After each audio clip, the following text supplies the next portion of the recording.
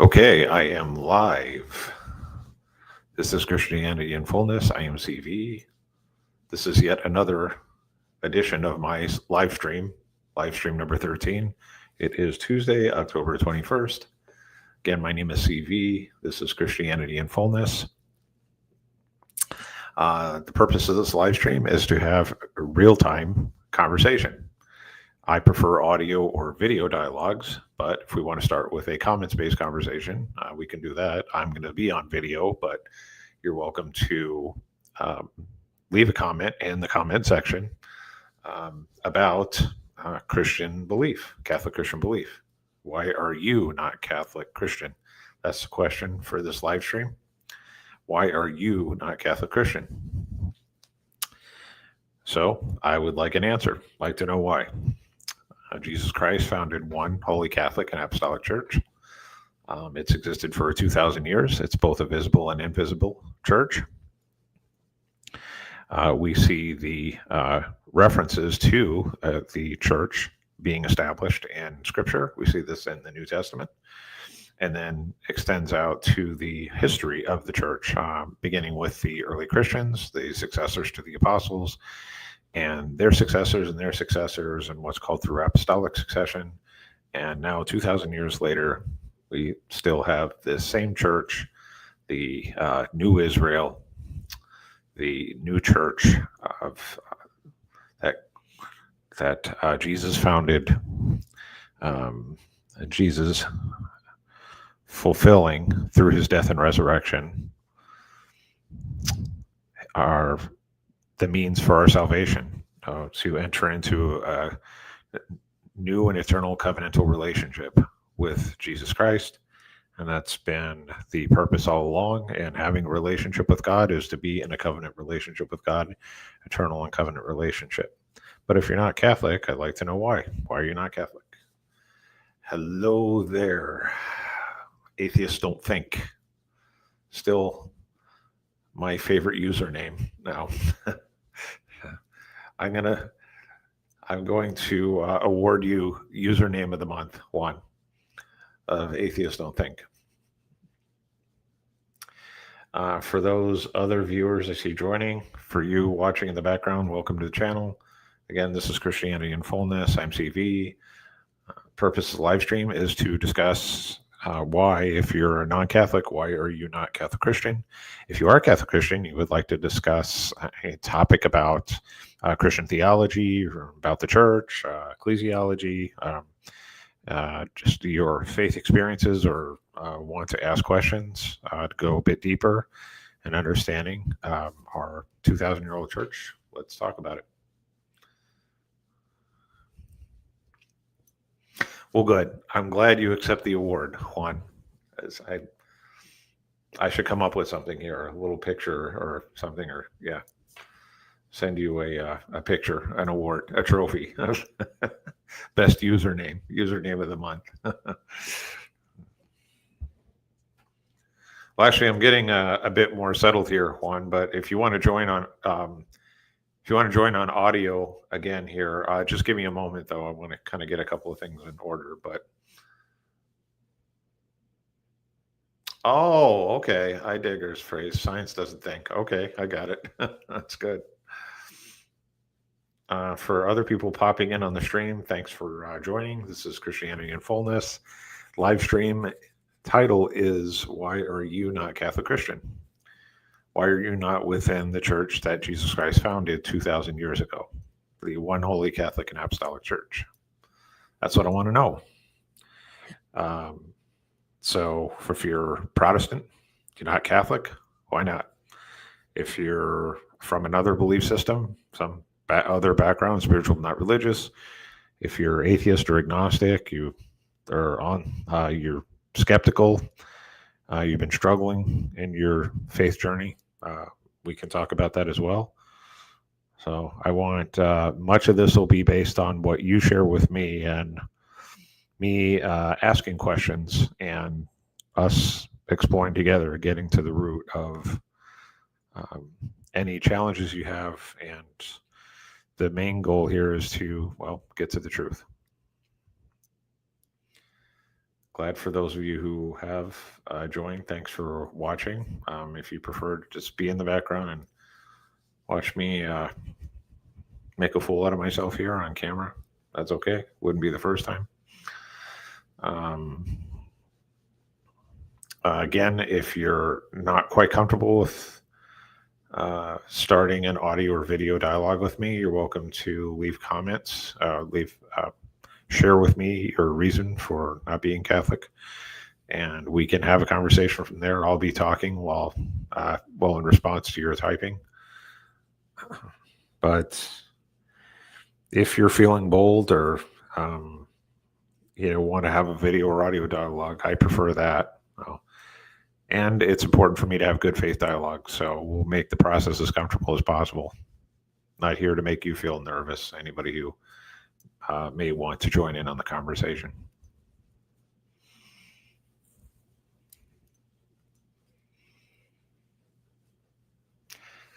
And in the meantime, let's see, Juan, if you'd like to join on audio or video, we can get you added to the studio here. Or if you want to hang out in the background, that's not a problem too.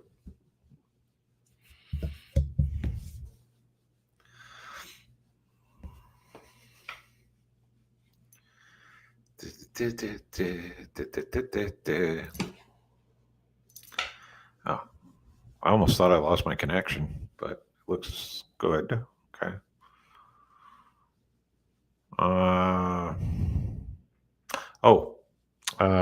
Couple of announcements. Well, I'll start with one announcement. I released another new video yesterday. That's on free will. What is free will? What is the purpose of free will? So I answer question: what does free will mean, and what is it supposed to mean in our life? In our lives as human beings. And I base much of this explanation on Augustine, his work on free will. Just a second, Juan. Let's see. Thanks for those who are joining and watching in the background. Christianity in Fullness. I'm CV. I'm a Catholic Christian theology writer, speaker, and teacher. If you are not Catholic and would like to tell me why, I want to hear from you. Let me get this link here to share with you on. Let's see, where to go? Invite. That was easy. Okay. And I'll put the link in the chat here.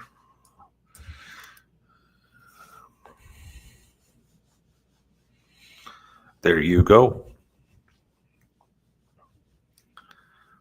So this 4:30 p.m. seems to be a good start time. I see multiple people have joined this live stream right around the start time.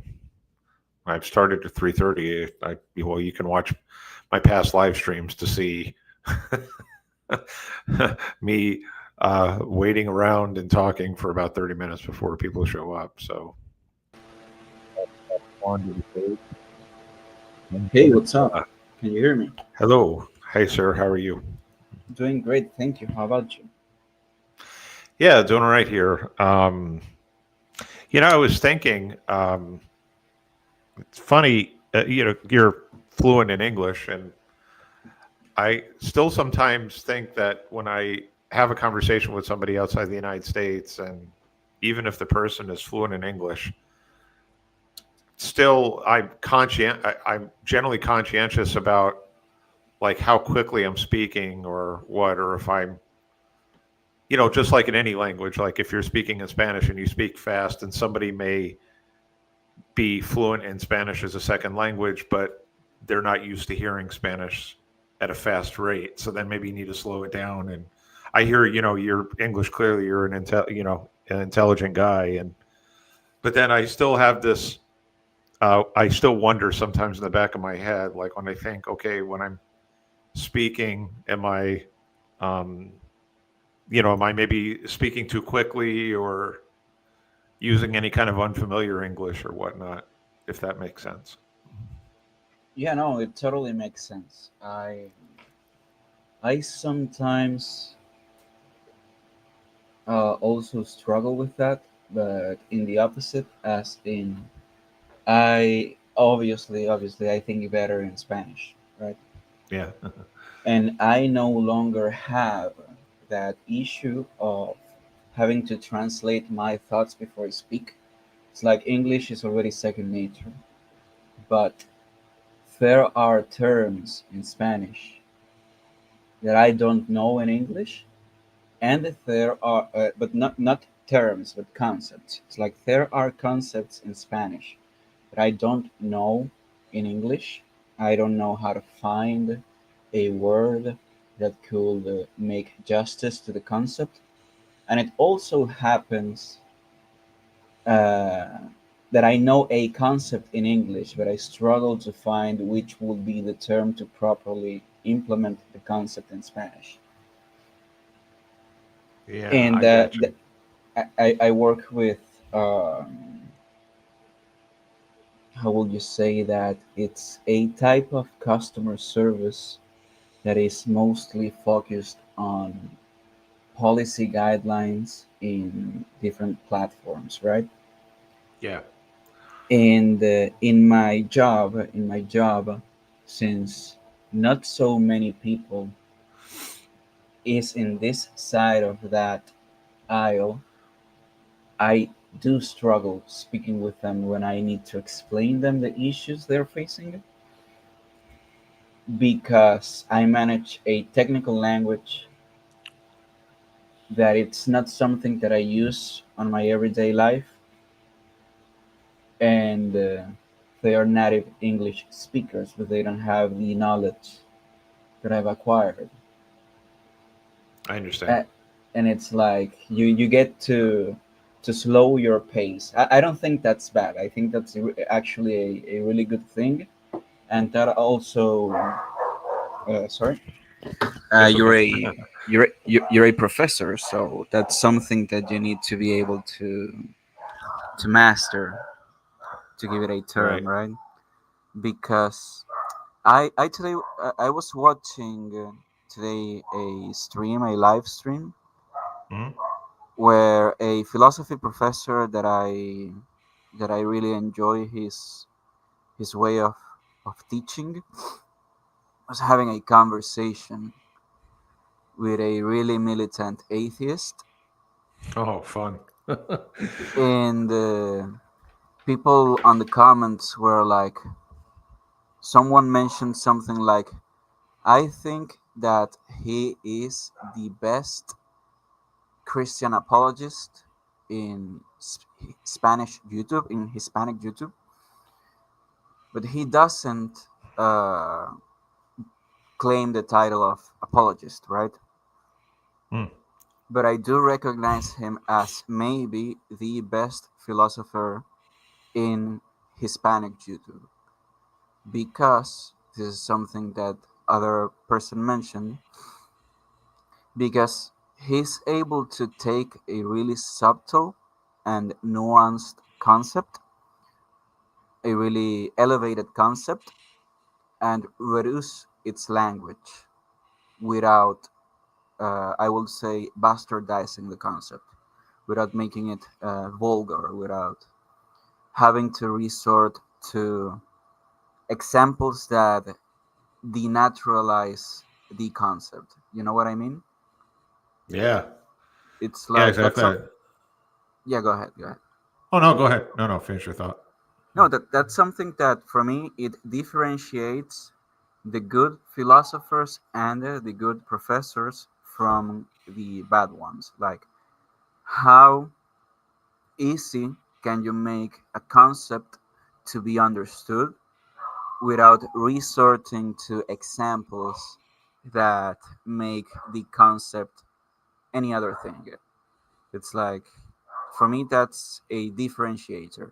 And I believe that for that, you require to be able to speak at a pace that's not too slow nor incredibly fast, because I've seen many philosophy professors, some of them speak really fast, and although they are good, I understand them because I've already witnessed and engaged with other professors that go at a slower, more friendly pace.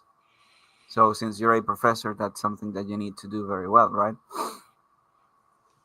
Yeah, need to be able to speak at a comfortable pace. I generally, and it's not to look down on any one person in a, say, a course I'm teaching, or like course I'm starting to teach tomorrow, a 5 week course on um, reading and interpreting the Bible using the four senses of Scripture and the Magisterium. I speak to, I call it the lowest common denominator, but I don't mean that it's like the dumbest person in the room. I don't want to rank anybody by dumb or versus say highly intelligent. I mean, people can be,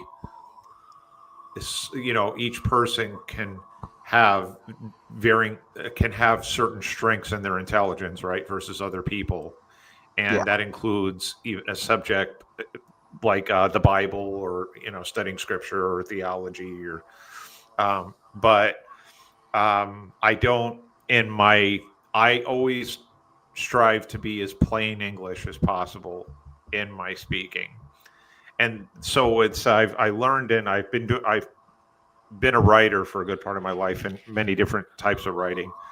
And the first lesson I learned many years ago, most important lesson, is know your audience.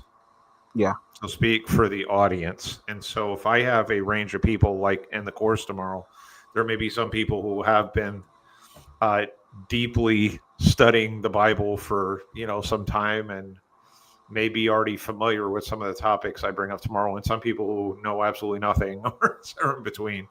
So in my teaching, I just stay at uh, the level of the person who probably knows the least. But also want to make sure that I keep it engaging for everybody, right? Um, so I don't talk like I don't talk to people like they're simpletons, like overly slow and exaggerate my tone, like, okay, this is the Bible. Does everybody know what the Bible means? I don't do that, right?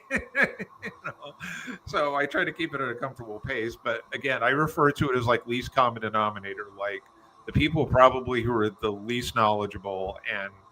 And then if I find in a conversation, like getting to know you, I see, hey, a little bit, hi, I did, sorry, saying hi to you here first. I want to forget about you, but just 1 second. So for you, like Juan, or even What's in up? my, yeah, it's what's up. Say what's up a little bit. In my getting to know you, Juan, and then also in my initial conversations with Little Bit, I could see, okay, these are two individuals who are putting quite a bit of time and effort into their faith life and their study, not only their spiritual formation, but also the intellectual part of our faith. You're delving deeper into some of the philosophical roots, the some of the more complex questions, like when you first joined this live stream, Juan, and you want to go more in depth, right, in certain topics and regarding Christian spirituality, theology, etc. When I get a better sense of someone like yourself, for a little bit, who you have a much more developed vocabulary and being able to discuss these subjects, then I know, okay, we can use more maybe technical terminology, right? So it all again comes down to know your audience. Yeah, no, like a little bit says there. I talk to atheists like they like simpletons, right? Yeah, that's In a little bit. in my experience, I'm not trying to be rude or anything. Like I know my username is atheist. Don't think, Right. but of course there are amazing atheist philosophers, right? That they do manage a really high level language and technicality and understanding of theism at an extent. But you know how the average atheist redditor is. Right. It's like you need to use a form of language that it's really wide. It's like you cannot go to the subtleties, you cannot elevate the language. You need to use, let's say, common denominator terms, right? And explain to them what you mean by using that common denominator term, right? Right. Because it will go over their heads. Like once you start getting subtle, even um, in the lowest language, when you start getting subtle, it will go over their heads, and it's because how do you say? Although you're speaking in English, they are not understanding the language in the same domain of knowledge that you are presenting it, right? I Right. remember that I once had a debate with an atheist. He was a maybe a 65-year-old man, Oh, and really? yeah, like, but it was, I don't know. I will say that it was the most meaningless and unproductive debate I've ever had. That was back in 2021, no, 2022, or late 2022, right? And it was like, prove me that God exists. And in those instances, I'm first more interested in demonstrating how your worldview is unable to account for the most fundamental principles that you uphold in your life, rather than demonstrating that God exists right away. Because uh, I cannot present you the God that I will preach without breaking some barriers. Right. Go ahead. You were going to say something? No, no, I was actually agreeing with what you just said right there. And well, actually, with your pause, um, yeah, something else you just said, and well, it made me have two thoughts. One, when you engage in a conversation and then ends up being a waste of time, happens that it's just unproductive. That's always unfortunate. But then another part, I was actually curious. I was going to ask what was the most frustrating part of the experience. Um, Yeah, sure. Like I so we started with the exchange, right? And the first thing he did, like, the subject was the existence of God, right? That was the subject. And the first thing he did, his name was Nick, I remember. The first thing Nick did was to present about six or seven uh, quote unquote Bible contradictions, oh, or maybe they were more like scientifically debunked Bible verses, something like that. It was something like that. And he was asking me about them, like, what about this? And I was like, okay, yeah, but what does that have to do with the existence of God? Like, I cannot read that passage and take premise A, premise B, conclusion, God exists. It's like, yeah, and it went like that for the whole six or seven passages. And I'm like, yeah, but what does the existence of God has to do with the Bible? And like, that's theology. I was telling him, that's theology. right, Theology is something that you don't manage. I'm not saying that I'm a theologian or a good theologian at all, right, but it's like you're trying to present a form of knowledge that you don't manage as a contention. Right. You're Reasons still not trying to establish good logic and reason, right? And exactly. having a conversation. Right. Yeah. Yeah. And I was like, we need to have this exchange, and this is the most frustrating part. We need to have this exchange in a ground that we both manage, because I cannot have this exchange with you theologically because you don't have any theology to go against mine. That will be like speaking to you in a different language. And his response was that we were having the what we had in common to have the exchange was the English language. Hmm. And I'm like, but we're this is not a linguistics conversation. We're not talking about linguistics. We are talking Right. about fundamental principles. We're talking about uh, what sustains a worldview and against another. Not like that's beyond language. And he was Right. like, at a point, I was like, okay, but that what you're saying, it's metaphysically impossible. And he said something like, oh yeah, what's the evidence of metaphysics? Because metaphysics Oh is boy. just what's beyond physics. And I'm like, no, that's a language. That's Right. a dictionary description. That Right. doesn't Dictionaries don't study metaphysics. It's like you're not using anything at all the way it's required to have these types of conversations. And that was really frustrating because he wasn't able to understand that at all. Maybe I was not explaining myself correctly, but that was really frustrating.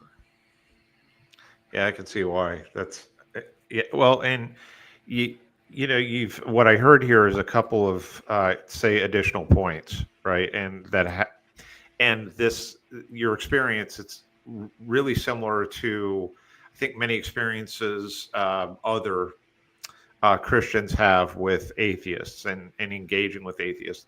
And it's funny because, when we use a label like Christian or even versus atheist, we're creating a category in camps now of these atheist people and then versus Christians. And first and foremost, we're all human beings and with our own individual mind and and how and our thought processes and how we go about using logic and reason in conversations and yet sometimes there's still room to make some generalizations and one because like for many atheists and those who are within the new atheist movement over the last 20 years and they've been following all their heroes their influences they develop an approach right they're using much of like a script like Yeah. Muslims use what we call now the Dawa script using a lot of the same arguments, objections, and even approach to dialoguing or debating.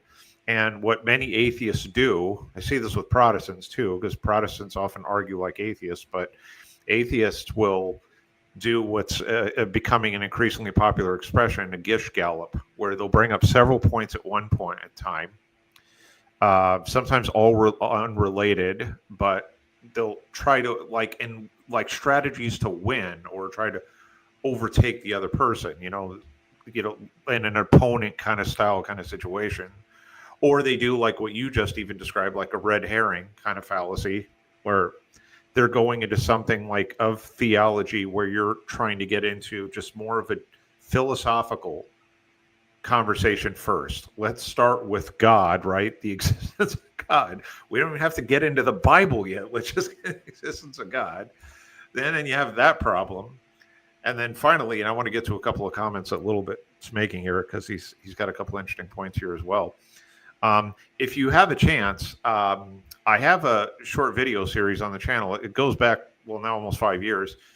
So it was one of my earlier videos, so I apologize. But I did a series on dialoguing with doubters, and a few of those videos are on dialoguing with atheists and agnostics.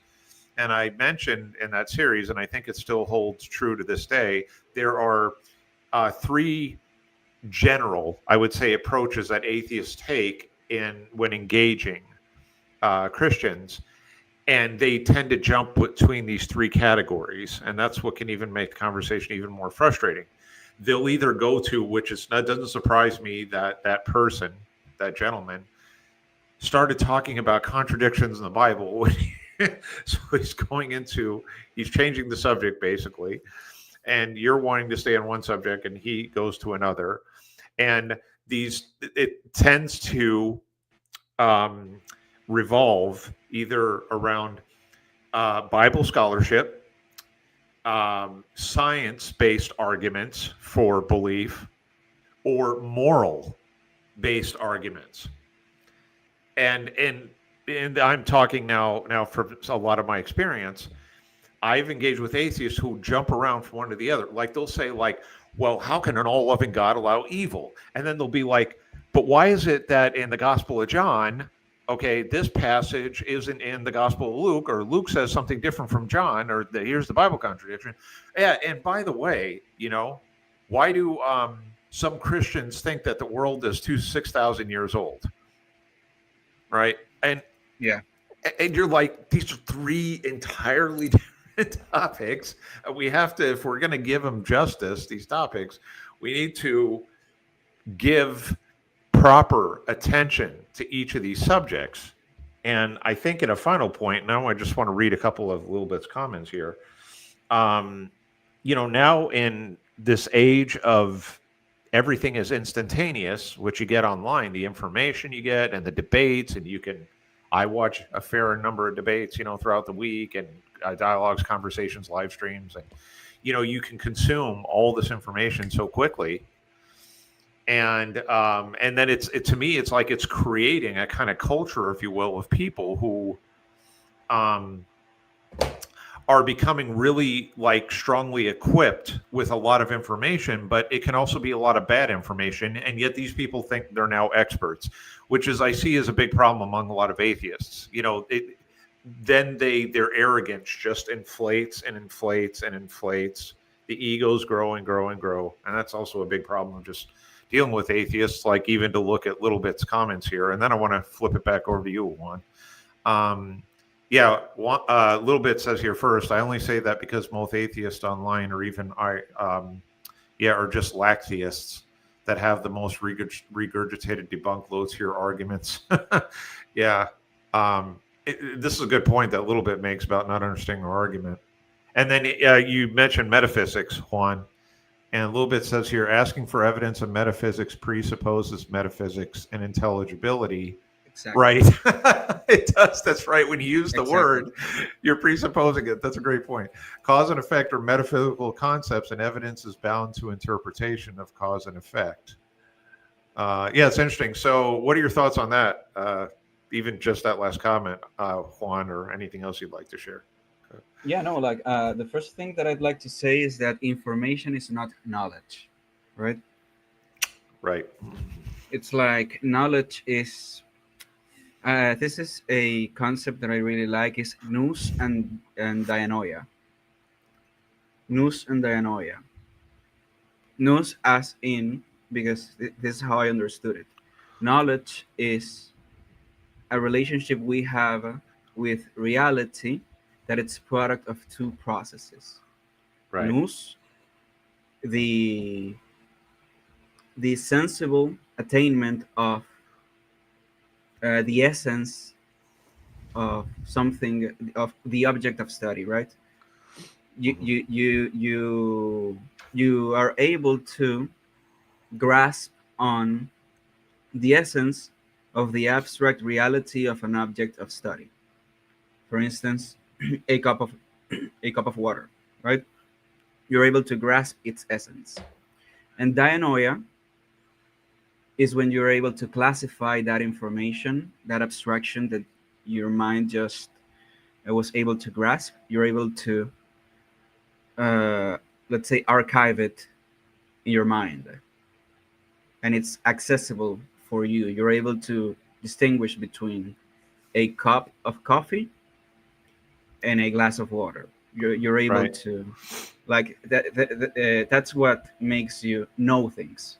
What makes you know things is that you're able to discern the abstract reality and archive it in categories in your mind. That those are the foundations of knowledge. And having multiple pieces of information that you're able to memorize without being able to make them intelligible for yourself and others, that's not knowledge.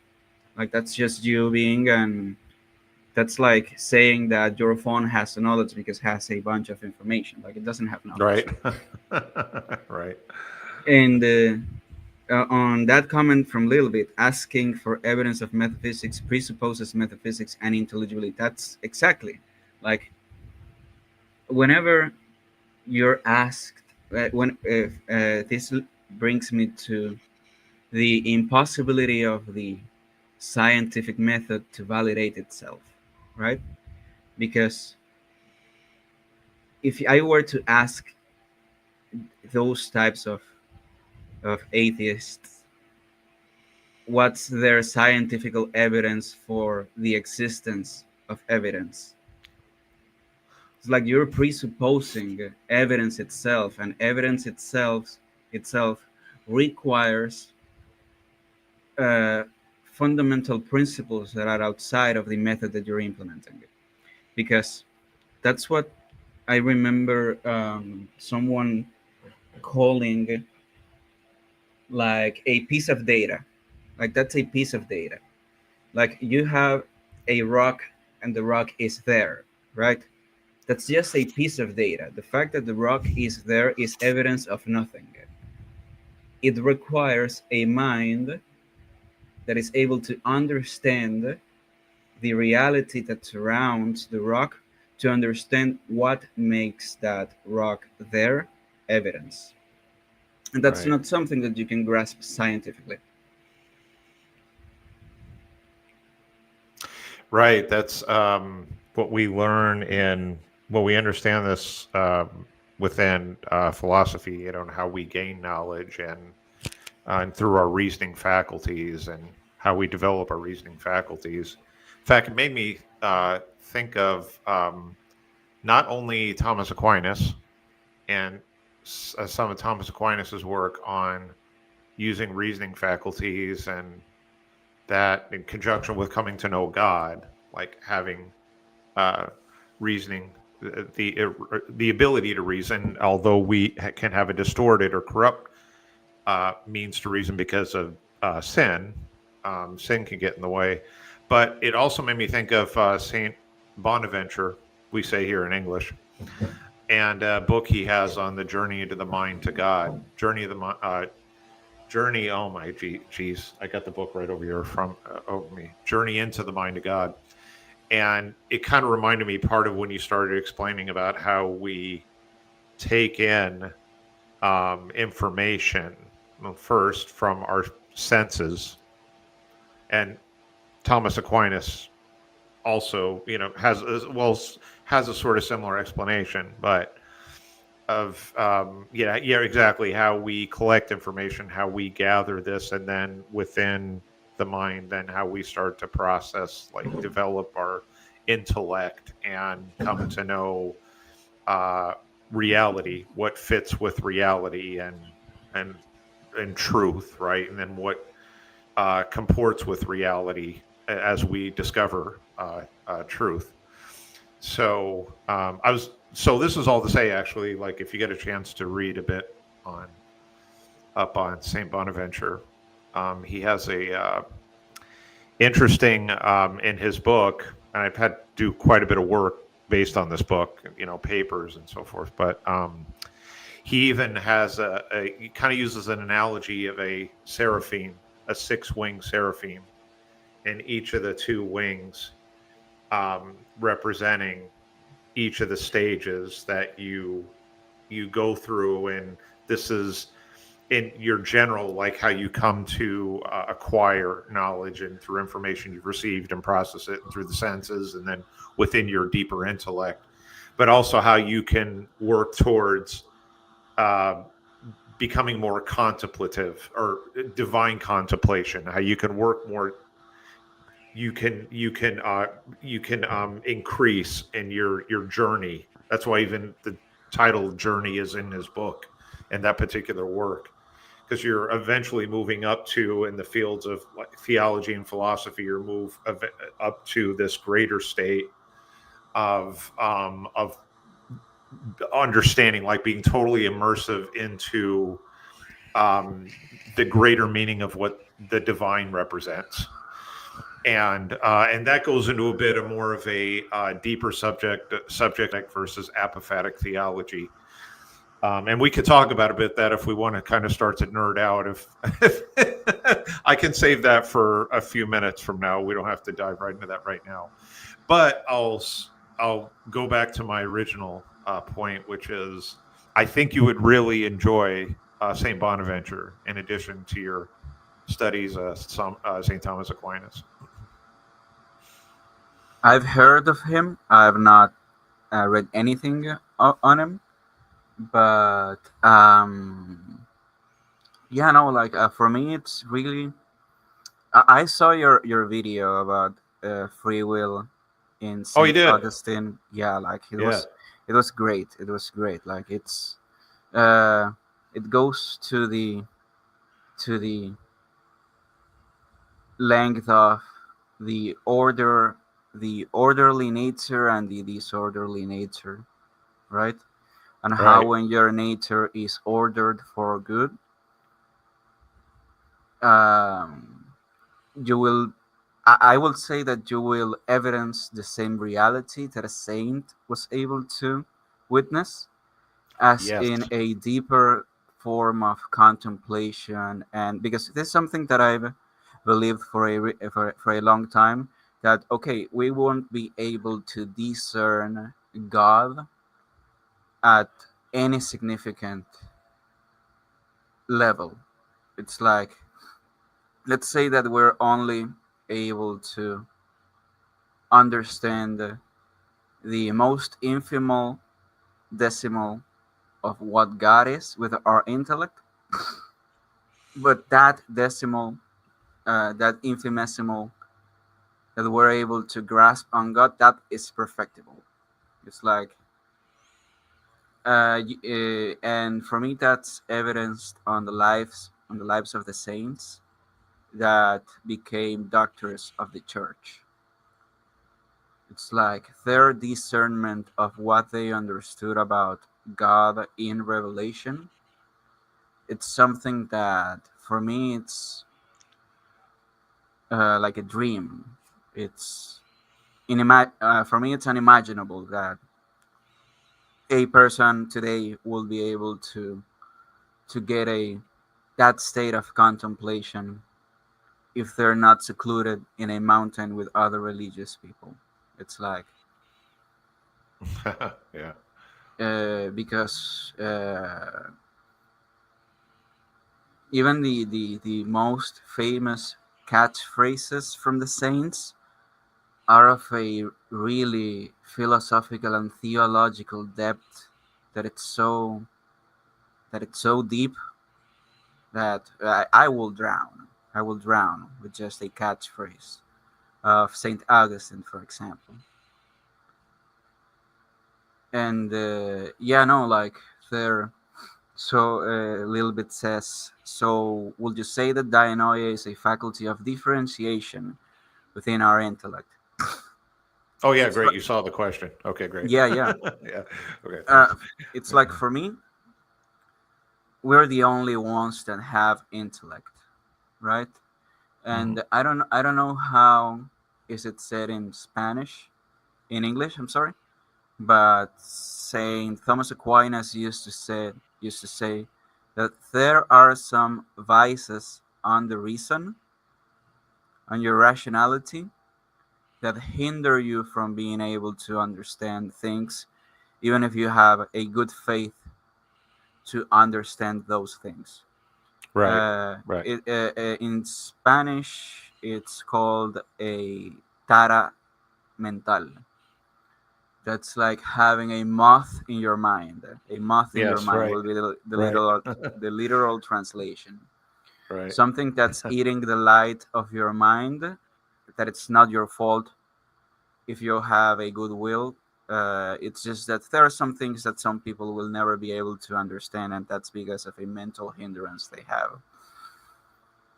And yeah, I will say that I'm just remembering something. I don't know if it was from Aristotle or Plato, that they used to say it was in relation to sophism. There was the sophist, Mhm. and there was simply the irrational. And like we all have the dianoia to be able to classify the knowledge that we acquire in our minds, right?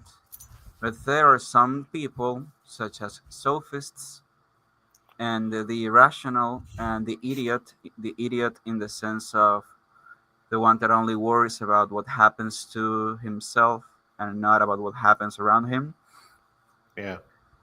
that definitely will create a differentiation in the dianoia per capita, let's say, per person. But no, like we all have it. We definitely all have it.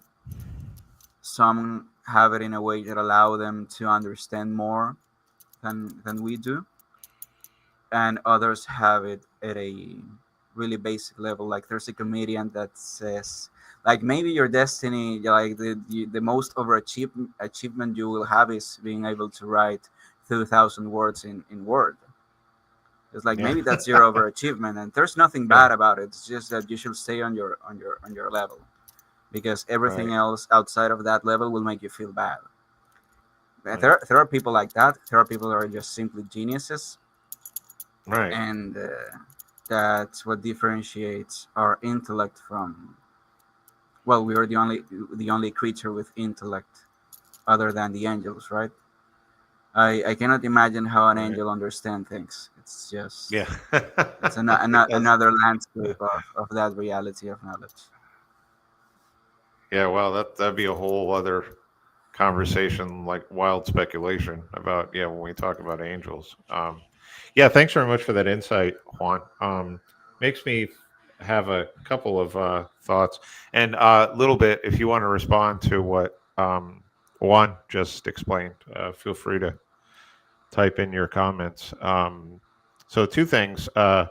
One, two thoughts. The first, I think this is this is humbling for us as humans, and in recognizing that we, each of us is unique, and we have a varying range of intellects and our ability to reason to what degree we can reason, and to accept that if I don't know my IQ, but if somebody has 20 points higher IQ than I do, and somebody has 20 points lower, and there could be a variety of factors there. It's like when you start getting into the physical and the biological and biochemical and psychological and sociological and anthropological reasons, it gets, genetic. It opens it up into a vastly, possibly complicated conversation. But when we keep it just somewhat simple to, yeah, people can vary in intellect and their ability to reason. Um, it reminds me that it's it's good to appreciate or take more time to appreciate those who have more of, more developed ability, a stronger ability, and those who maybe don't have as quite the ability, that in our interactions with individuals, including when we talk about matters of faith, to be, sensitive to that, um, to the situation. Another thing I was thinking about, and just in general, and about how we can come to be even more contemplative, and our understanding of God as knowable but unknowable. And I had mentioned earlier a couple of terms. I won't go in a lot in depth, but there's a cataphatic. There are two terms in when you're studying theology, and you get deeper into kind of the history of Christian spirituality, and and metaphysical thought. There's cataphatic theology and there's anaphatic. And cataphatic is what we can know, to what degree we can know God. And we have influences within Catholic Church history, including Saint Bonaventure, and also a person referred to as Pseudo Dionysius, his works that came out in around about 5th century, 6th centuries, and a big influence on and drawing from pretty heavily from Neoplatonic and some Platonic philosophy. Of how well can you know, or to what degree can you know God, right? And so cataphatic is this, to what degree we can know based on our language, our reasoning faculties, our intellect, and the language we develop. To what degree can we understand God, or how to define God? And these individuals, these contributors, they mention Scripture first and foremost, the sacred Scripture of giving us the sort of the base vocabulary, or how we can describe God as good and the Creator and the Source, the goodness, the divinity itself. We learn this from. We can learn this from. We have a field of philosophy coming to understand this. Within our reasoning faculties, but it's why we have sacred Scripture, right? The Word of God, God's revelation. So we have to rely on God's revelation to understand that. And then we have what's called anaphatic theology, which is the unknowable, like what is not, what we don't know, or how we can explore or go more in depth into the unknowable about God, which can sound a bit kind of confusing right there, or sort of self-refuting, like how do you know what you don't know? But in a more sort of metaphysical or spiritual sense, it's as you become more contemplative and live as you become holier, right, and your relationship with God, and grow towards sainthood, and understand the true meaning of love and goodness, what that means, as God, the triune God, the Father, Son, and Holy Spirit, what that represents, that you can go more into the darkness. And this is a really interesting kind of paradox, like almost like a reversal, because we hear that, right, that Jesus is the light, right, the light of the world, and we're supposed to be a light unto others. Jesus is the light, and we are become like the divine light is what emboldens us to live out this to live out a belief in God, relationship with God. And yet there's the darkness. And in philosophy, this is really interesting. And some of these individuals I've mentioned, like Pseudo Dionysius and even Saint Bonaventure, Saint John of the Cross, he's a bit of another example. But a few of the individuals I've mentioned here, where they talk about the darkness as something where you gain. That's where once you've received the light, then you move eventually more into the darkness of the unknowable to know where God really does exist.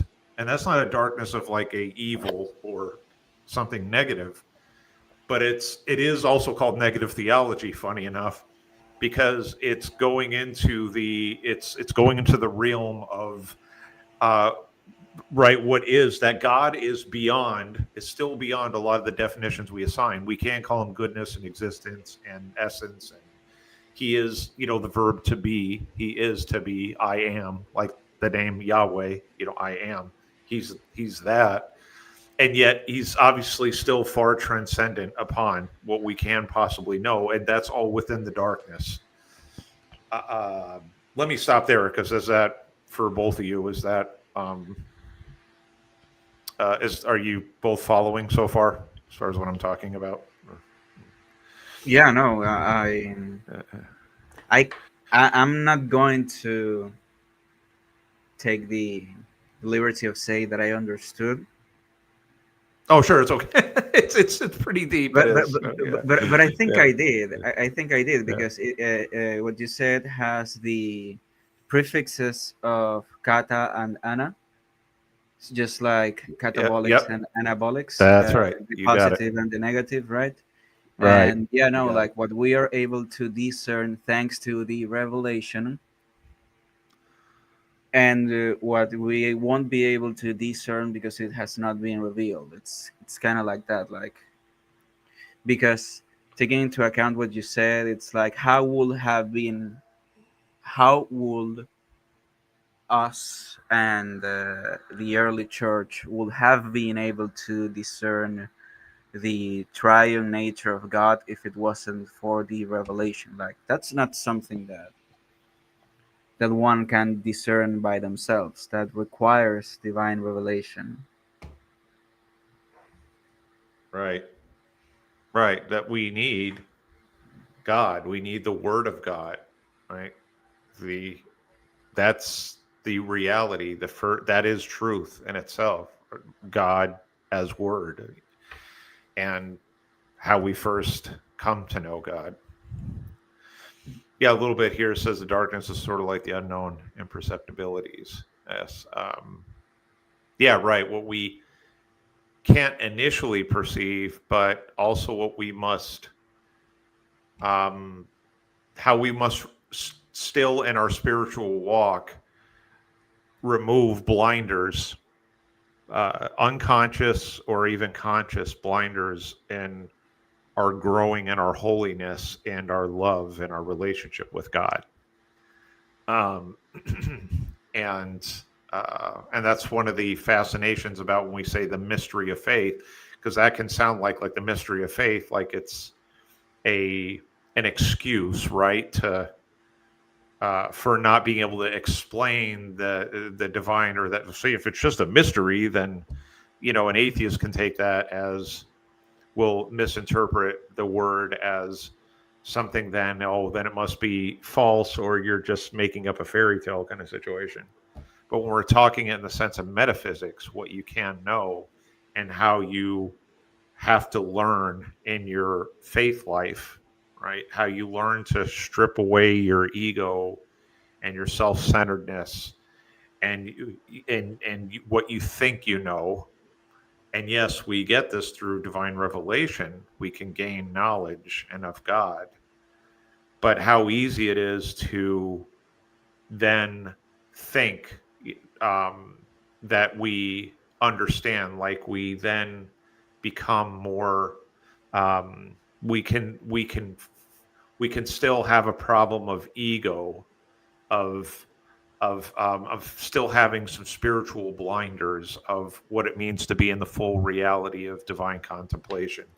I'm getting a bit heavy here, but I'm actually trying to keep it light here, or somewhat light at the same time. I was actually trying to find. I've got something here on this subject. I'm going to try to find it from one of my articles, but um, just one second. I thought I have something on this topic that might help. Where did I put this? Uh, duh, duh, duh, duh, duh. Da, da, da, da, da. Da, da, da, da, da. Da, da, da, da, da.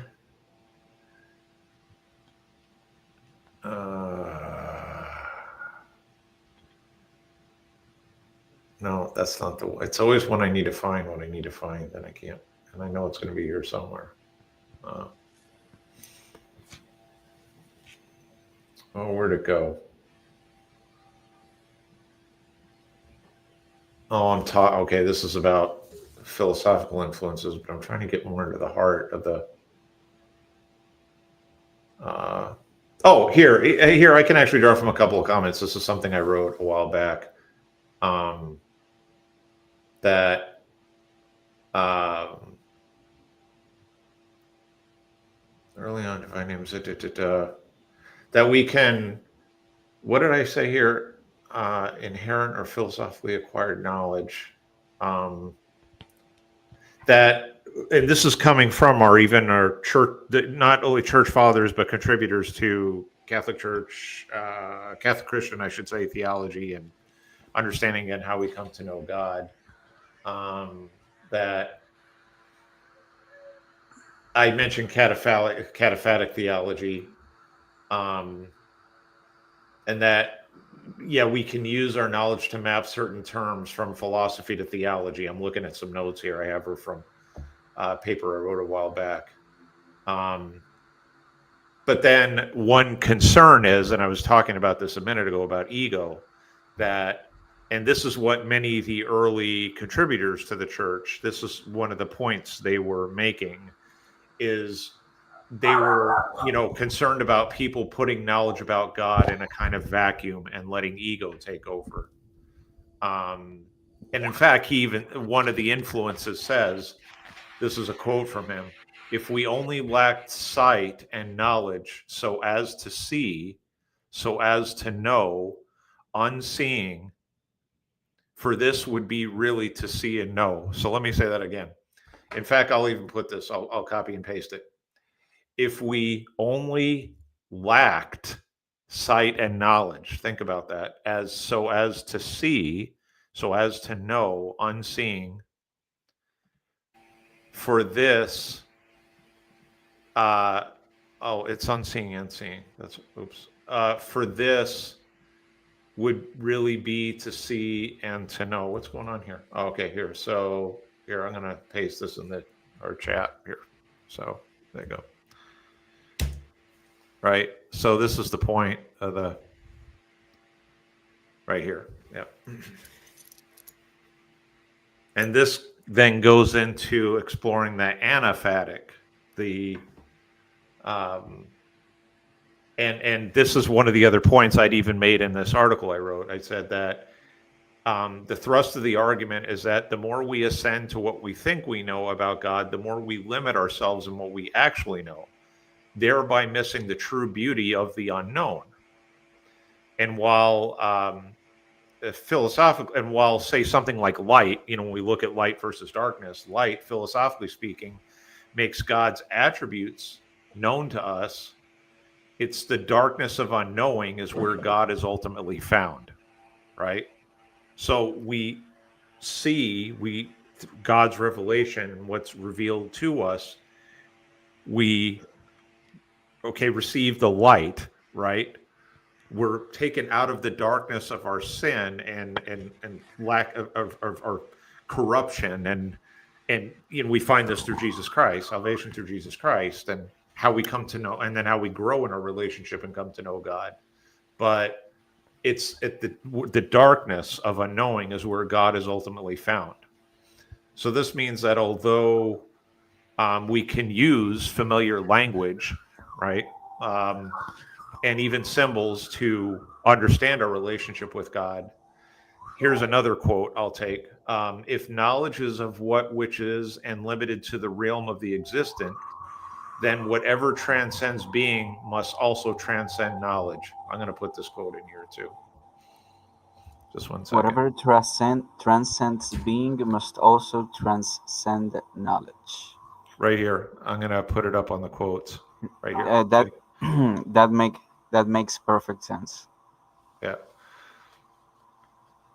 Whew. Thanks for bearing with me on that one. And I'm trying to give more of the bullet points. So, yeah.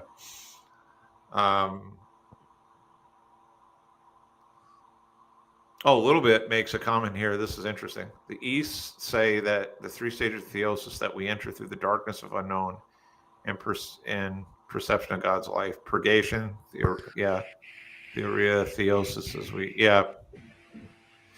if you want to read fascinating work on purgation, I would read St. John of the Cross, The Dark Night, what's called The Dark Night. That's also, that I've had to do a lot of work in that area too, but it's a fascinating read, and it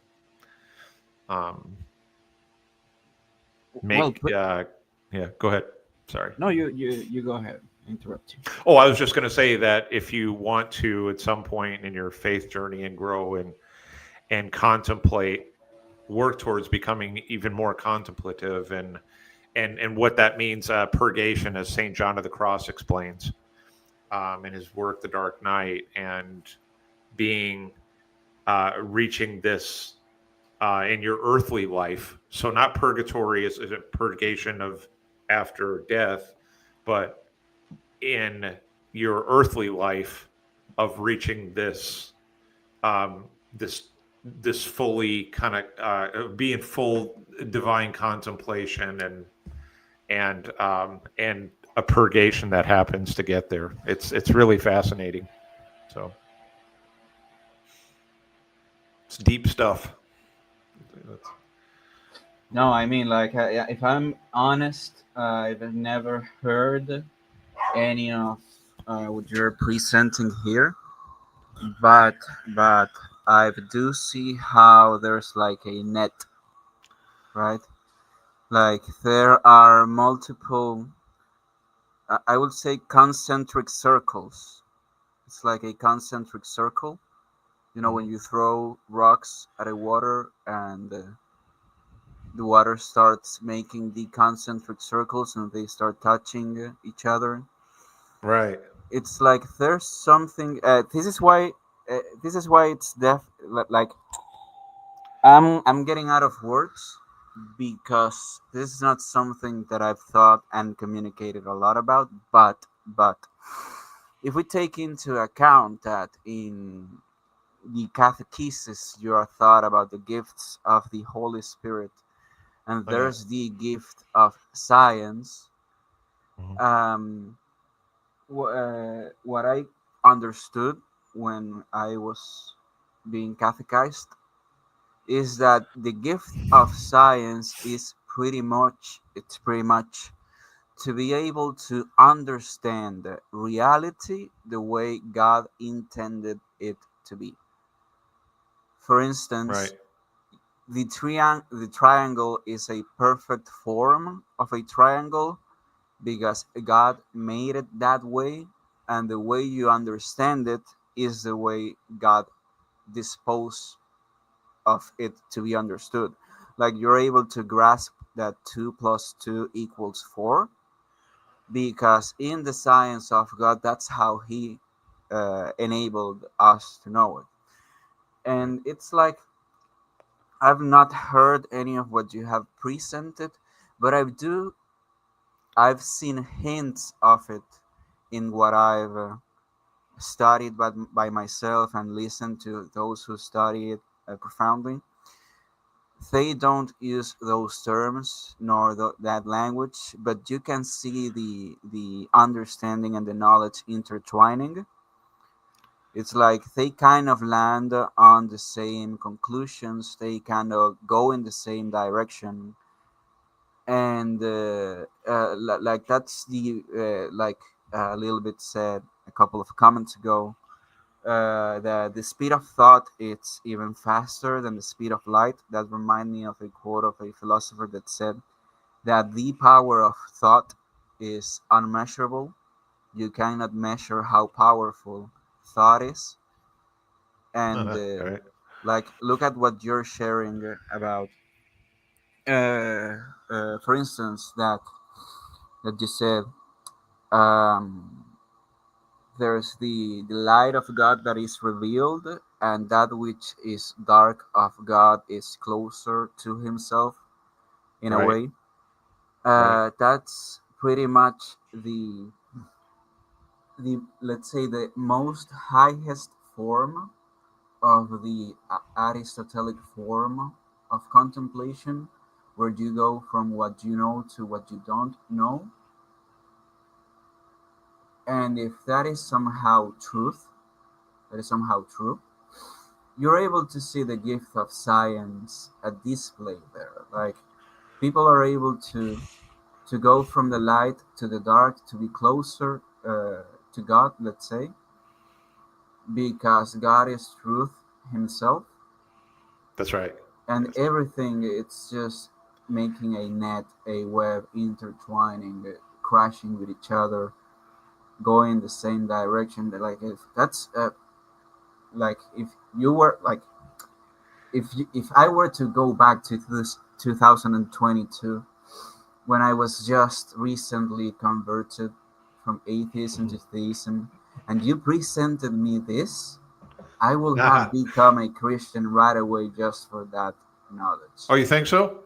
Really? Yeah, like Interesting. it's so beautiful, it's so profound, it's so, I will say, divine, because for me it doesn't have any other explanation than the will of God somehow getting everything that gets close to the truth the same direction. It's like that's what I'm seeing, because it doesn't make any sense if you see it any other way. Like Right. it was really beautiful, and I don't know, I'm baffled. I'm baffled. It's really flabbergasting in a way, right? Well, it's something a little bit here was, it's one of his comments here is about Eastern and Western mystics or mysticism and coming to this understanding about God and what we know and what we, don't know, what we don't yet know or can't know um, on earthly life. It's a bit of a gateway what we're talking about here into mysticism, Christian mystical thought, which can sound a bit nebulous and rather a bit too sort of overly lofty when we're saying mysticism, because it can sometimes, like I've seen people confuse, especially like in spiritual but not religious and new age type areas, of conflating Yeah. mysticism with um, sort of, just kind of witchcraft and energy and the law of attraction and things that are, yeah, we're talking about Christian mysticism and this connection, this profound understanding of God. It's not only a gateway of developing a closer, more intimate relationship with God, but also to the monastic life, to the monastics. This is why I think I really want to.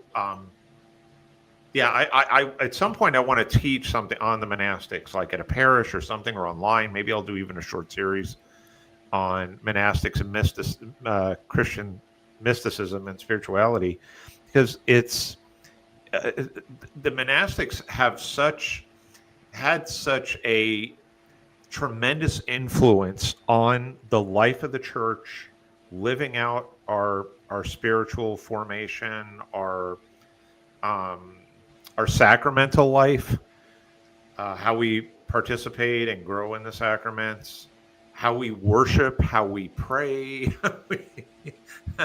and there are handbooks actually on this too, from various handbooks, if you will, from various monastics, and it's something that it's the more you delve into that world, and it really shouldn't be something that is, I'm speaking to the world here now, something that's looked at as kind of outside of the church, or it's an addition to the church. You have these like religious orders and these monastics, these monks here, and they're just more deeply, they're maybe a bit more religious and prayerful and contemplative, but really it's the core of the Christian experience, of what it means to grow and to be in the most intimate relationship with our Lord. That is the core of monasticism, and it's really the core of the spiritual life and growing to um, know God, like to become like it fully um, like on fire in your soul and in your faith life, um, and wanting to be um, this holy representation of God and the relationship with Him. And this is why I say, like, I can't overemphasize the importance, for many reasons, of monasticism, including even why we have scripture in the first place and copies of scripture for a number of reasons. Our liturgy, the influences on the liturgy, the influences on the priesthood, even reconciliation, how you carry out the sacrament now. versus how it was slightly varied, or what was slightly different, I should say, in the first few hundred years of the church history. But all to say that it's like this treasure trove of Christian spirituality that I like encourage every Christian out there like to go deeper into learning about the monastics and their influence on the church, because it's like it is spirituality in itself, to understand that life and what it means. Oh, Josh! Oh my God! Hold on a second. Wow, I'm sorry. Just a second. Yeah, no, go ahead. It's a really beautiful comment. Oh wow, Josh! Okay. So I have to say here. So Josh reached out to me a few. This is like early on when I shortly after I started the channel. I started it in January 2021, and I think he reached out to me right in 2021, early 2022. He'd asked me a few questions, and we had a few exchanges. But I literally have not talked with him since like like I think early 2022. Like I'm just kind of blown away right now. Wow. And I'm reading your comment here, Josh. I'm fully devoted and back into the faith, no longer uncertain. I thank you for your help and your videos. Oh my God. I'm just wow. God bless you, Josh. So Josh, meet Juan. He's on right now, on with me on stage. He's calling from Venezuela. And then I have a little bit here, and they've been participating in these live streams since I started them several weeks ago. And both of you, I'd like you to meet Josh Sketshow. He was a bit skeptical and really struggling with his faith some years ago. And this is a really awesome surprise, because I'm serious, guys. You're witnessing real time. I have not talked with this guy in like 4 years now. It's just incredible. Wow. Yeah, no, like I do have to say, like, thank God for people like you that are able to explain out, to give an explanation to the doubts that people have, because that's exactly what happened to me. I was a really staunch atheist, and thanks to someone like CV here, that was able to provide a new optic with a clear message and a really something that you can grasp on, is like a conduit to getting closer to Christ. One thing that really made it for me was, I told you that I had a philosophy professor. He's a Protestant, and one of the debates that made it for me, he was able to explain concepts that a scientoid wasn't able to grasp. And at the end, he said that his approach to life and knowledge and everything was fundamentally humanist and profoundly Christian. And I heard that, and I was like, wow, I didn't knew that Christianity could give these types of answers to these important subjects of life. And yeah, no, like, glory to God, yeah, and thank God for the gift of the teachers. Yeah. I echo that. And really, God bless everyone out there who is helping in some way in service to the church at the local parishes, whether they're involved with the liturgy or they're in catechesis, faith formation, those online. So I mentioned I started this channel in 2021, January 2021. So think almost 5 years ago.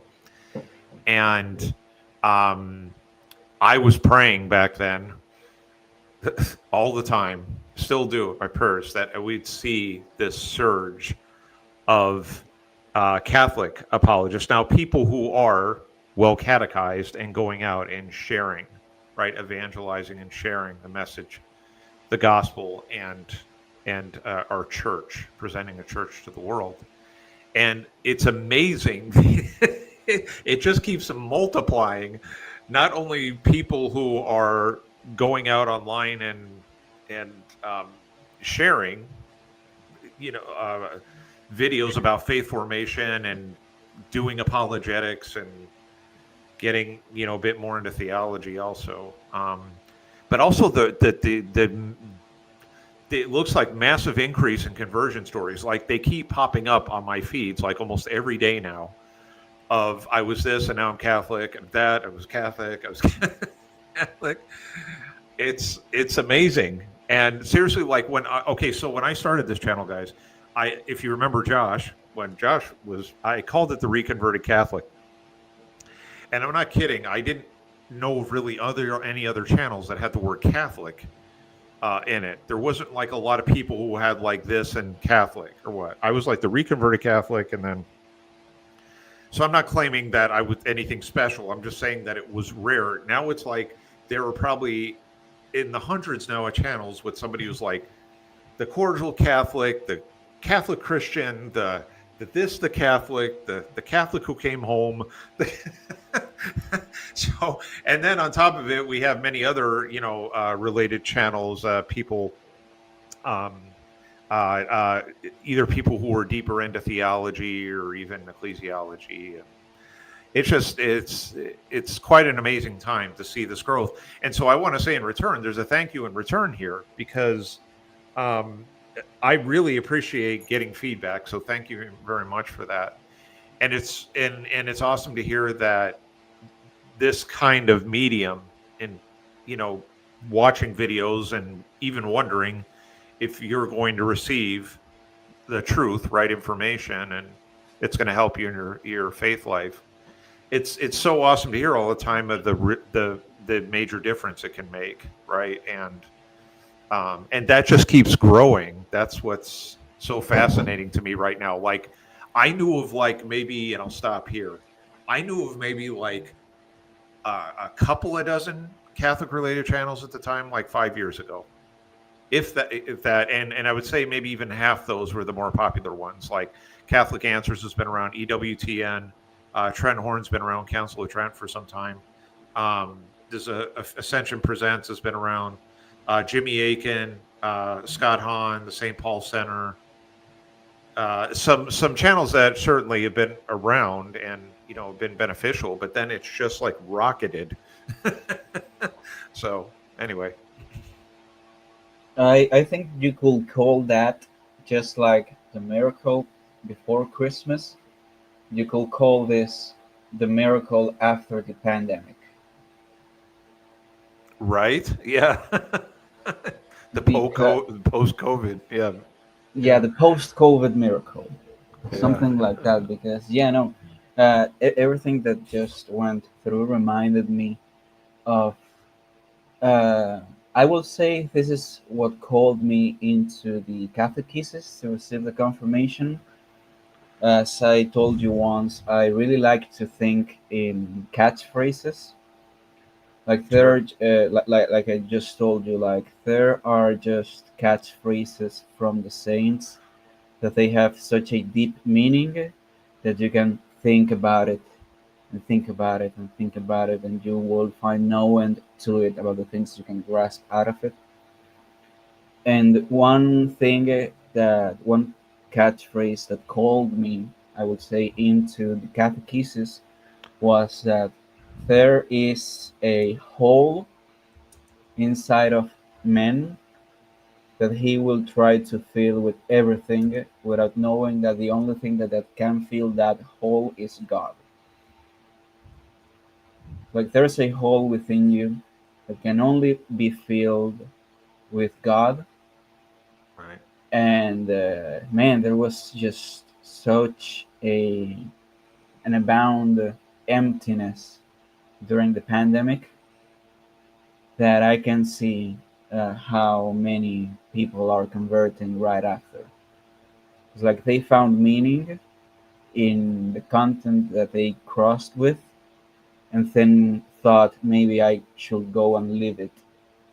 Maybe I should go and experience what they mean about what they're sharing of their faith life. And it's just, man, it's wonderful. Like I always say that Whenever someone shares their conversion testimony with you, you're witnessing the experience of a miracle. Like a miracle happened. Yeah, right, right. Real Nothing, time. nothing other than divine intervention can bring a conversion. And man, to be able to take a participation with that, that's just wow. To be able to partake on the conversion of someone, it's like wow.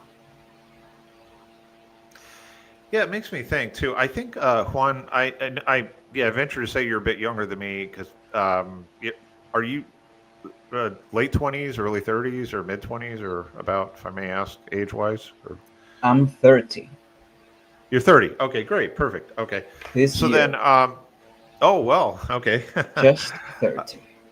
just 30. That's right. Yeah, and stay at 30 for the rest of your life. um, Do you what are your thoughts on you mentioned the post pandemic and what we've seen and and this rise and revival, if you will, and embracing Christian belief in the church. What are your thoughts on? I'd like to get a little bit in on this, and even Josh, if you want to weigh in, or anybody else who's watching here in the background.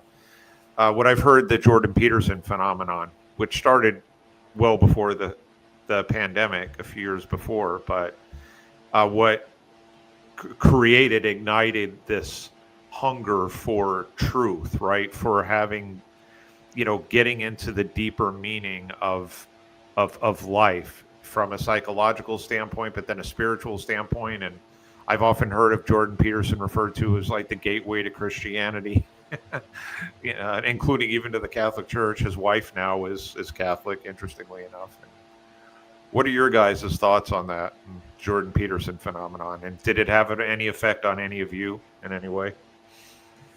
That indeed was my gateway. Yeah, I started watching Jordan Peterson back in 2016. I Back in 2015 when Donald Trump announced his run for presidency. Yeah. I was really into politics. Like politics was a big subject of my interest, and he was like a you know that of course that this is nothing new. He was Mm. like the main target of the Democrats and the leftists and a whole bunch of other left-leaning side of the political spectrum, right? So, in my political interest, as I've always been a profound anti-leftist person, back then I was a really profoundly anti-leftist person. I just started to wonder, what is it with Donald Trump that people on the left target him so much about? Then you started listening how he was labeled a racist, he was labeled a Islamophobe, a xenophobe, and a bunch of other things. And that got me into the uh, woke side of the left leaning political spectrum. And the main enemy of the woke side of the left leaning political spectrum was Jordan Peterson. Right. Yeah. For me, it was incredible how he speak on clear, plain English, and they understood everything else. It's like he said something like, I don't know, you should not compel speech, right? That's And right. what Yep. Yep. and what they understood was you're hating on trans people. And I'm like, Yep. how do you make that jump? How do you make that jump? It doesn't make sense. It doesn't make any sense. And I got into him because a friend of mine recommended me to watch Ben Shapiro's videos. Oh yeah. And he was commenting on this psychology professor from Canada that's having this issue. And one day he was talking about the value of religion, how religious people uh, experience joy in life despite the fact of being suffering. In the yeah, that comment exactly like he, for me, he used Right. to be the best person to listen when you hit rock bottom, because Right. he was able to give meaning to certain subtleties of life. And one of those for me was, okay, you might not be a religious person, but you need to see the value that religion has in someone that's just about to die. He said something like that. If you were to meet a Christian whose life is about to end, and listen how thankful he has been with Christ and the life he has lived, despite the fact that he knows that he's going to die, you won't be able to think about religion the same way. And that made it for me. That was like, okay, yeah, I should not be so harsh with religious people. Like, there's something really valuable here that they understand that I don't, that I just need to not poke holes on them if it's giving them such a joy in life. And that that turned into getting mad at leftists for appropriating Christ. They wanted to appropriate Christ as if Christ was a leftist, and that was I remember watching a an economics professor. I used to study a master on economics. Mm. I Wow. could, yeah, I was really into economics on the monetary side of the economics, inflation and that sort of things. And this economics professor had a his name is Jesus Huerta de Soto. He has a video that it's called Jesus Christ is a Libertarian. Oh yeah. And I used to be a libertarian myself. Oh, interesting. Huh. And that I watched that video and I was like, wow, this is so amazing. I need to listen more about what Christ did. And that led me to the debates between priests and atheists and that sort of thing. And 3 years after, I'm now a devout Catholic because Jordan Peterson told someone to stop making fun of Christians. It's like, Really? yeah, it's like that's a really big beauty, a really big butterfly effect. Yeah, no kidding. So yeah, so you have a close connection, right? That such a powerful influence on your life, and um, wow, that's amazing. It kind of makes me think. Well, we saw Josh's earlier comics that um, even as you agreed, and Josh mentioned about when you hit rock bottom, and then you um, and what you can find solace and watching Jordan Peterson, and it's almost like he's a way of kind of talking people away from a ledge. We have that expression here, right, in the U.S. of so from jumping off the ledge. He's got that, and I like Josh's additional comment of learning about objective truth, right, separating that from subjective truth, and it's another good Allow me point. to give you another comment before. Yeah, sure. Yeah. This is something that also I can't thank Jordan Peterson for.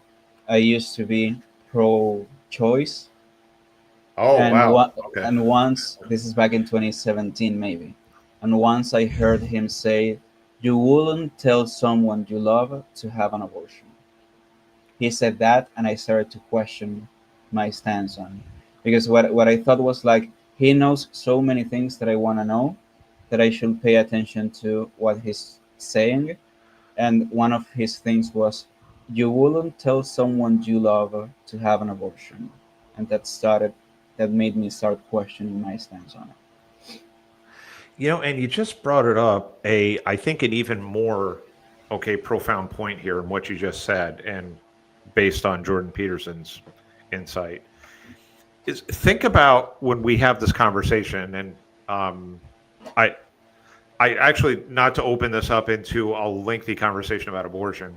Um, I'm trying to remember on YouTube if can I use the word, I forgot. They have this funny terms of use, but anyway, um, the of that of well, I'll say it, abortion. The What was I going to say? Oh, you know what you don't hear a lot of in a conversation is we often hear in this debate between pro-choice and pro-life is often it's centered around women and their right to make a choice, and then all the reasons in the discourse, the conversation about it, all the reasons, in debates and arguments about whether that is moral or not.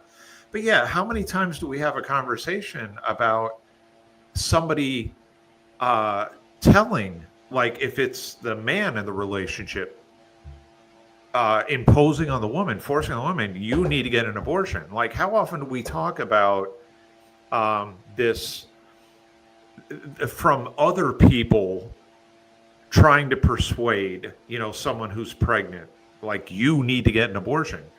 What I mean is, and not to oversimplify this issue, it's just you often hear it from the person who may get pregnant, or from a woman's perspective of her having her own internal critique dialogue and how she's going to work through that situation, versus what about the people who suggest or try to persuade or coerce people into having an abortion? I mean, this is a whole other angle, I think, the conversation, if we had more of it, what it could possibly open up in trying to look at the morality of it itself, right? Of ending a human life.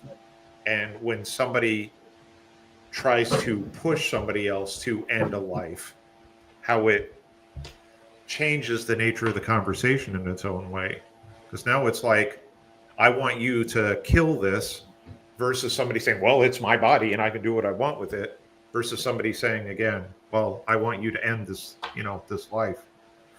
I'm going to change subjects here real quick too. I know that was already rather elaborate thought, but I like another comment here that that Josh makes. I appreciate, is in talking about Peterson, is making some of the influences in psychology and in philosophy more accessible, like easier to understand, or for people to become more acquainted and familiar with, say, like Nietzsche and Jung, and I think he's also mentioned Foucault, and Kant and Hume, Immanuel Kant and Hume and Rene Descartes, and that's also something else. Like, it's, I think, and like to hear what you guys think about this. I think this part of this Jordan Peterson phenomenon has also been this. I think it's created this surge or rise, and I think it's been a precursor. It was a precursor to debate channels in the debate space growing rapidly, because now debates online. I don't know. I think it's starting to kind of move maybe in a bit more of an extreme direction. Like, I think it could start to get a bit, maybe a little bit exhaustive. I think if we're not careful about it, if just people just bickering back and forth and just fighting to fight or debating to debate, but it's like part of this phenomenon. My point is it's like it was like he was a pioneer in people going out and engaging with one another, and in debate, right, and that kind of discourse out online. Yeah, no, I would say that he elevated the level of discourse of the debates.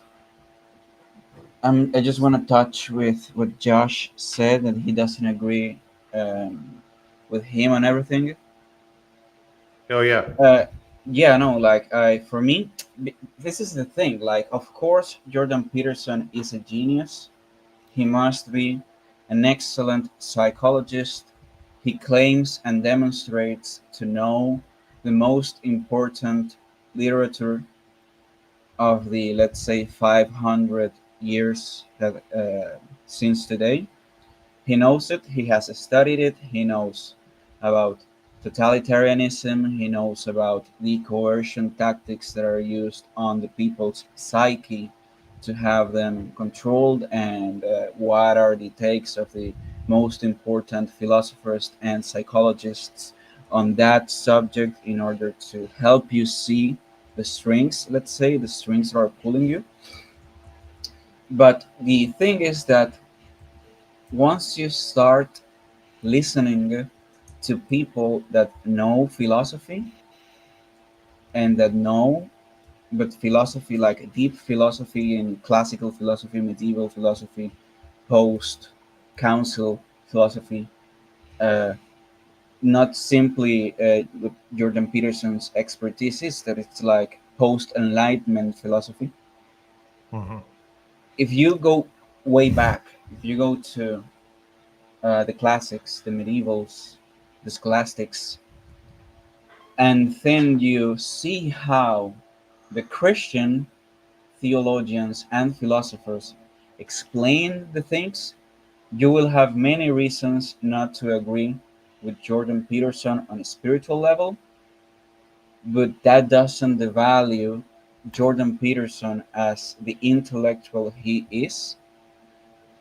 It's just that he's not going to give you the answers you're looking for if you want a deep spiritual reflection. He's not going to give you that, because the post enlightenment was looking to escape from that sort of landscape, intellectual landscape, right?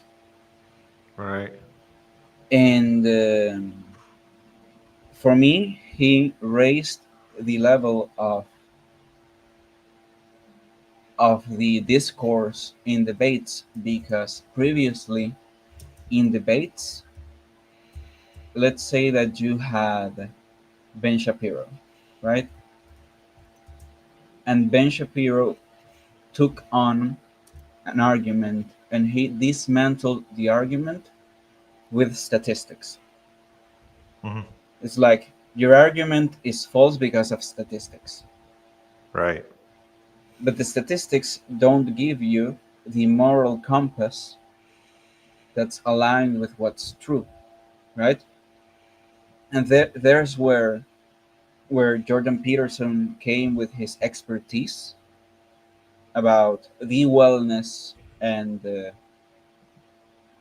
what is the other word, the development, right? The development of the person at a personal level. Like you start having you start seeing those debates where they are more a moral, like instead of answering with statistics, he answers with reasoning and logic and a moral to the answer. For instance, Right. I remember those, the exchange he had with, her name was Kathy Newman. Kathy Oh Newman. yeah, the Channel 4 interview. Yeah. Yeah, So what you're saying is right. yeah, exactly. Yeah. And she was like giving him a question, and the answers that he would provide were not based on statistics. They were based Right. on, okay, but what can we do to uplift women that it's not at the expense of men? Because in my Right. clinical experience, I have many women that are now overachievers because we did this and this and this and that, right? And Right. the next best thing that you're gonna get after that level is raised is going to be someone that is able to dissect the argument, the arguments, instead of just answering with a statistical proportion of whatever. Because everybody Right. can come up with 600 papers in favor or against a stance. Like If you come with 600 papers in favor of X and I come with 600 papers against of X, all we did is show who has the bigger book club, right? Like these are the authors of my book club, and these are no, like that's there's no substance on that. And for me, that's what Jordan Peterson made that raised the level. But now we are at a bastardization of that level, and people are just being too contentious. They're not Yes. seeking truth. They're just contending with each other without providing you a good taste of the intellectual discourse. That's what's called like the blood sport debate thing. Like Right. Yeah, the Bloodsport debate. Yeah. I like that, but it doesn't lead anywhere. Right, because it's, where's the line between debating uh to argue a position or explain a position and reach truth together, and that does happen in some spaces. But where's the line between that and debating just to debate, right? In fact, people who even refer to themselves as debaters, and they've made a platform of of um, of doing debates. Again, that's may work for some individuals, and and even for those, they may be genuine and authentic and building a platform on making a career, out of it, making a career out of debating. But um, then the question is then there's a whole host of other factors though to consider of when does it become just a bit too like of a gimmick or just entertainment. And we see this even in, I've brought this up in recent videos, and it's just something that it's an ongoing point and important reminder. Like, it's one thing if you have doubts or questions and you want to get to the truth. Anybody who wants to explore a subject, say like theology and Christian belief, if you sincerely want to get to an end goal and seek out the truth, and you're authentic about it along the way, that's one thing. But then when you have a lot of folks here bringing up the same arguments again and again and again as if they haven't already been refuted, or there's going to be this other rare, amazing, like never thought about angle to many of the same objections I hear, say like about Catholic Christian belief, we all do. And you can only make so many videos and have so many talks or what about over time when it's like this is already settled. And that's not to mean, when I say settled, in a sense of now I've closed my mind to any other possibilities. It's just at some point, and this is why I think it's just tough for us as humans, and why I think it adds to the success of these debate channels. I mean, the unfortunate success where it becomes I think a bit too disingenuous about how people are operating in debate spaces is many, we do have answers, okay, for, in particularly like in theology, when we talk about Christian theology, we do have a lot of answers and consistent information and how to understand certain topics or about our doctrines, our belief, and our dogmas, and so forth. So after you've presented what is consistent, say about the Eucharist, okay, and it's amazing to see, and this is sometimes what frustrates me about modern scholarship, and even somebody who's been in the field of scholarship and within theology, is I encounter individuals, and whether they're talking about I've seen this about the Eucharist recently, and even like the Trinity, somebody come along and make some grand claim of how everybody's had it wrong, everybody else has had it wrong about the Eucharist, or even say like the Trinity, and now they've done this deeper examination that apparently nobody else has ever done in 2,000 years. And they've found the true they've established the right definitions, the right way to articulate these subjects. And it doesn't mean that there isn't room again, right, to have conversation, to talk about the meaning of life, philosophy, theology. These are all good. These can be good disciplines, necessary disciplines. But then sometimes it's and this is where I see, I think, in the debate space, I just see a lot of this same like subjects coming up again and again, whether it be in political discourse or in theological discourse, some it's a bit in philosophical discourse of topics that have actually already been well refuted, or arguments, and then it really just comes down to if that person still doesn't want to agree. Like, for example, you can make, a strong and clearly consistent case for asking the saints for intercession, for intercessory prayer. And, you see this often between Catholics and Protestants. And what I've found in engaging with many Protestants, I can show all the evidence, all the case. I can make the whole case and the reason to believe. And then you know what the answer is finally after all that? Well, yeah, okay, I can see it, but I still don't think it's necessary. I don't think I need to believe it. And so out in the debate space, I see much of this happen on different types of subjects. And then also just a lot of people fighting, like either, ad hominem, calling each other names, making personal attacks, but then just bantering, if you understand the term, bantering, just throwing back and forth, obfuscating kind of ideas or whatnot, and it maybe make for 3 hours of good entertainment. But now I'm starting to think where some of this, and thank you for listening, everybody, to my rant about this, but I think it's really starting to make it just much more, it's starting to cheapen it. That's what I'm saying, the debate space, and make it much more disingenuous and even a waste of time and just flat out ridiculous. That's what I'm saying. Like, now there's just a lot of junk out there, and you have to sift through it to get to the treasures. You know what I'm saying? That's exactly what I was going to say. It's Yep. becoming a pile of the same debate all over again. It's only making it hard for you to find which is the exchange that has the substance instead of the form. I Right.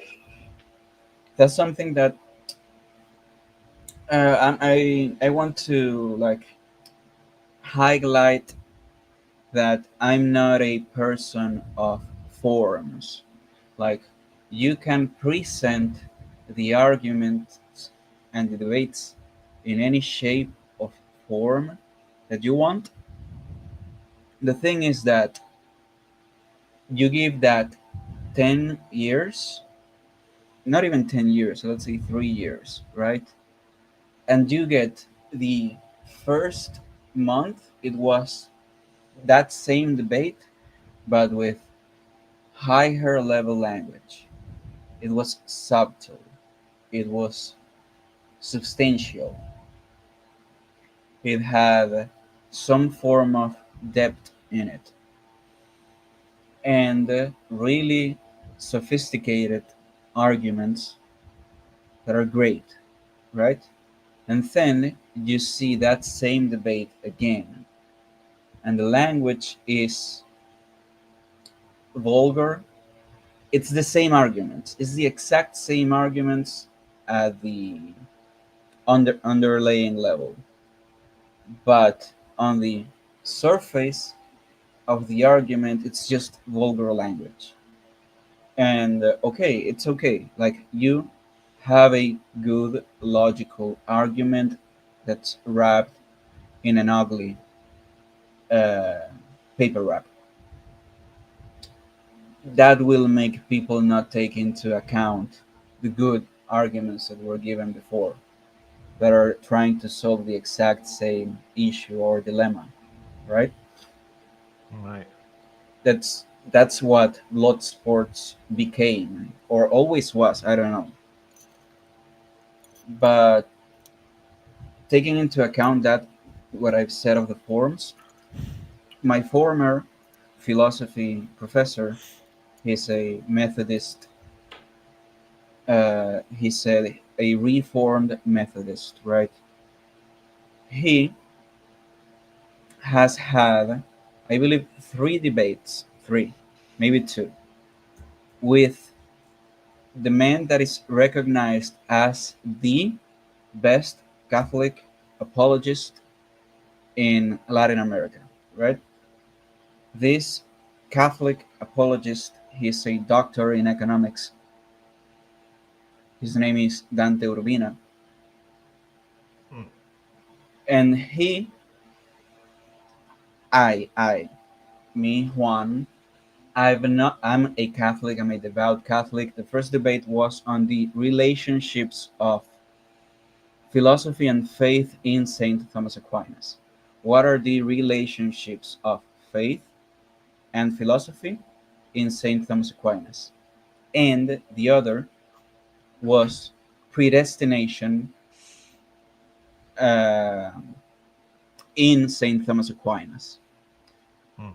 And for me, that I'm a devout Catholic, I don't see how the Catholic won that debate. I don't see it. Hmm. I saw in those two debates that the Methodist philosopher won the debates. I'm not convinced by his arguments, but I do acknowledge that he knew better and he explained better the relationships, and he was able to give a case, a better case for predestination as John Calvin understood it, based on, like, this is what he said. He said that John Calvin understood predestination in a form that is aligned with what St. Thomas Aquinas explains of predestination, what St. Augustine explains of predestination, and what the Bible teaches of predestination. He built a really solid case. It was a, for me, it was a great argumentation. I'm not convinced by it. While the Catholic apologist that is considered the best Catholic apologist, I told you the other day, he had a debate with a quote unquote Jewish philosopher that Hmm. stirred the pot quite a lot. But I don't see how the Catholic apologist won, and I don't attribute it to his forms, but his forms were really bad. They were really bad Yeah. Huh. forms. They were like, and that's what I said at the beginning, that some, like you said, like, you speak at a pace with people because you have this conception of their English is not their first language, right? And I Right. told you about elevating the level of language. That's something that is needed. Like, the level of language that the Catholic apologist provided was not shallow. It was not a shallow level of language, but the arguments presented were. We're shallow. Yeah. Yeah. They were shallow. Like, and this is just to put that in contrast, right? Like, the Catholic apologist can be standing on truth, and maybe he won't be able to defend it Right. because his forms and his level of language, when put to the test with someone with forms and level of language, it doesn't give an account. It's amazing. It's amazing. Like, and that's what I think in the in what you said, that it's becoming too meaningless of a debate. It's just entertainment. It's like you won't help people see what's true with that level of argumentation, with that level of language.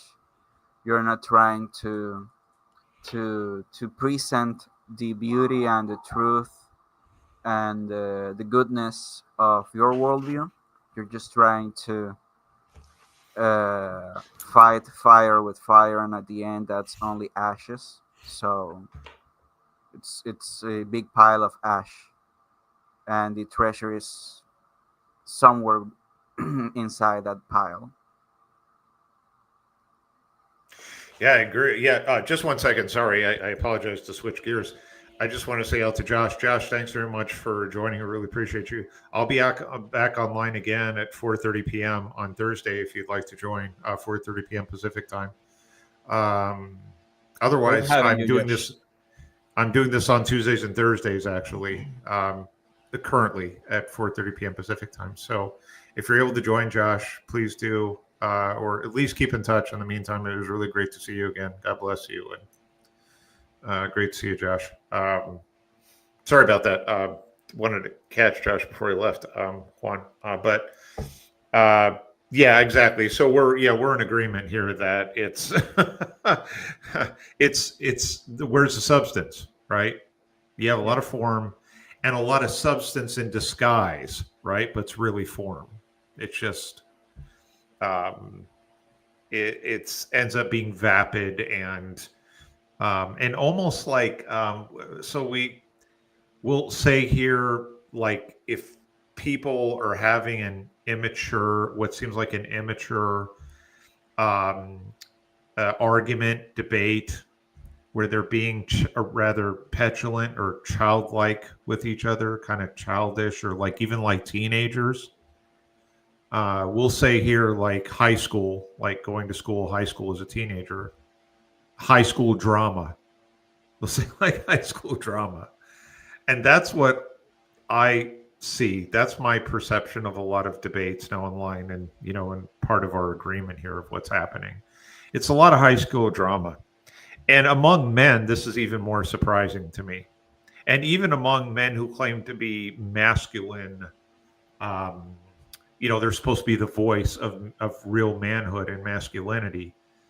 And it's been rather shameful to me, seriously, like a put off, shameful to see men. I still, to some extent, like I appreciate their ability to debate and I agree on many points and maybe some I don't. But having these like online, like posting videos about problems that they have with people on other channels, and this back and forth of, you know, Bob said this about me, and now I'm going to make a video about what Bob said about me, a response video, and have this these arguments back and forth and this drama, if you will, right, social drama that they put online, um, and not to over stereotype men or what as far as what it means to be a man, but um, I think, and I'm thankful for my father in this regard because he was a great, for me, a solid sort of role model for me as far as not letting myself turn into a gossipy. Um, I'm trying to think of the word, like just a gossipy, immature brat kind of person who gets into like these again these exchanges online where we're attacking one another and and and again, this is even more surprising to me about and this is not to devalue women in one sense, but sometimes a stereotype with some women who can be immature where they gossip and they just do this chitter chatter and talk behind other people's backs, and they can be rather manipulative and but it's like some of these people I see out online, and particularly some men again who I did admire, maybe more so than now. Um, yeah, becoming like teenagers, like gossiping teenagers. It's so I don't have much more to say on that front, other than I think a lot of these people need to grow the hell up. I'll say it like that. And then when it comes to debates, right? It's like if it's not going to have true substance, yeah, the form, as you put it, it's almost like a theater now, in many ways, um, and that's going to have to change soon. So, Yeah, the level of discourse is going to raise again somehow. Yep. I think that as people start seeing the way the contentions are being dissolved, they will find the best dissolvers, I would say, and stop engaging in that circus, right? That's right. Exactly. Yep. And in the meantime, all right. Well, I'm about 2 hours now in this live stream, so I'm going to call it an evening. I'll be back again on Thursday at 4:30 p.m. If you're able to join, Juan, and for anybody, I see the viewers in the background. Thanks for watching. Thanks for being here, Juan. I really appreciate you. Um, and if you have a chance to join again on Thursday, it'd be great to see you again. To catch up some more. And thanks for the conversation tonight. Really, once again, excellent. Well, next time I hope not to take all your time, right? But hey, it was a pleasure. It's always great meeting you, and I'll be seeing you around. Yeah, you too, sir. God bless you, and talk to you later. God bless you. Bye bye.